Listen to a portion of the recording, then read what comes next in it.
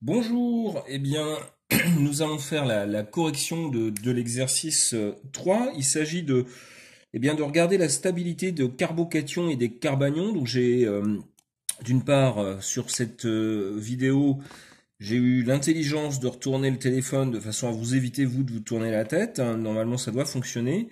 Et puis, j'ai déjà écrit l'énoncé de façon à pas perdre de temps dans ce cadre-là. Alors, regardons en fait les molécules, d'abord dans le cas de carbocation, puis ensuite dans le cas de Alors, dans ces exercices, ce qu'il faut commencer par faire, c'est nommer chaque molécule. Donc ici, on va la noter A, celle-ci B, celle-ci C et celle-ci D. Ensuite, on va regarder les effets, notamment les effets inductifs ou effets mésomères que l'on peut avoir. Donc, sur la molécule A, on va avoir un effet du CH3, un effet plus I donneur, ça va stabiliser la charge. Dans la molécule B, vous allez avoir un effet plus I d'un CH3, un autre effet plus I de l'autre CH3 et un autre effet plus I de l'autre CH3.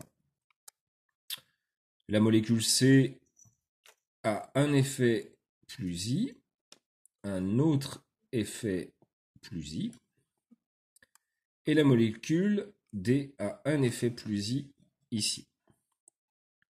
Alors, je pense que vous avez vu qu'il y a une petite astuce, notamment pour la molécule D. La molécule D, en fait, présente la possibilité de faire une forme mésomère. On va l'écrire. Vous avez une charge, une simple liaison et une double liaison.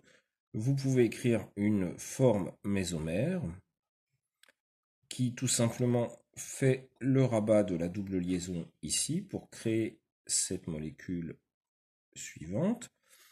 Ici, l'électron qui était ici est venu sur le carbone qui était déficient, qui était positif. Donc ce carbone est neutre. Il y a bien une double liaison dans ce cadre-là. Et ce carbone qui est ici devient lui-même plus. On peut revenir à l'état précédent, tout simplement en faisant le chemin inverse. Alors, les conclusions de tout ça, elles sont très simples. La molécule la plus stable, c'est celle qui va avoir les effets mésomères. C'est donc D. Elle sera la plus stable.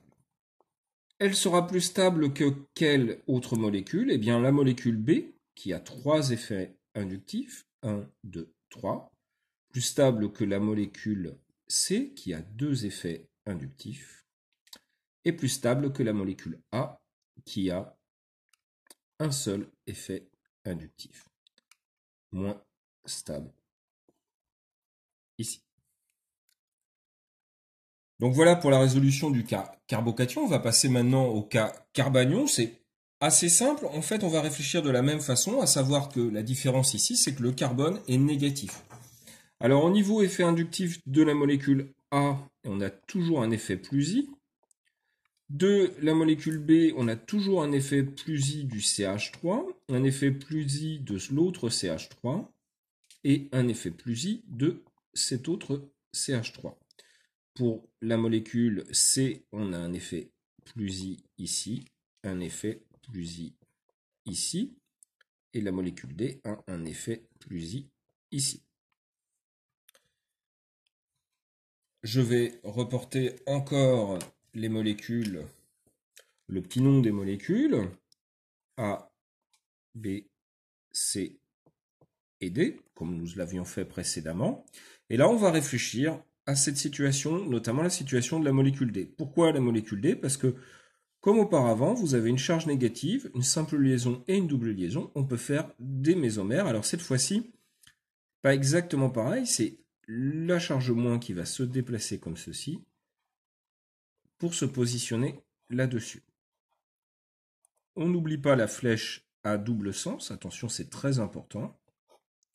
Et la deuxième forme mésomère que l'on forme est la suivante. Cette fois-ci, on a une charge moins, l'électron qui était ici est passé à cet atome-là. Ce carbone-là ne change pas parce que s'il perd un électron ici, il en gagne un autre de l'autre côté, donc sa situation est normale. Et on pourra revenir à l'état précédent en faisant ce changement. J'insiste sur les formes mésomères, attention, hein, il faut qu'à chaque fois, ce ne sont pas des réactions, il faut qu'il n'y ait pas de perte d'électrons, les charges doivent être globales, il n'y a aucun atome qui doit bouger, simplement la valse, on va dire ça comme ça, la valse des électrons qui bougent. Bon, alors le bilan. Le bilan, ben, il va être un petit peu plus contrasté. D'abord, quelle va être la molécule la plus stable? Eh bien, sachez que les effets mésomères sont toujours prioritaires sur les effets inductifs. Cette molécule-là a deux effets mésomères. Elle est donc plus favorable que toutes les autres situations. Donc la molécule D, encore une fois, c'est la molécule qui est la plus stable. Ensuite, les effets inductifs donneurs. Les effets inductifs donneurs, ici, sont défavorables. Donc la situation la moins défavorable eh bien, va être pour la molécule A, qui n'a qu'un seul effet inductif donneur, qui sera supérieur à la molécule C, et qui sera supérieur à la molécule B, qui est la moins stable. Donc voilà pour le premier cas, donc c'est le cas classique. On va passer ensuite à l'autre cas dans le deuxième point d'une autre vidéo. À plus tard.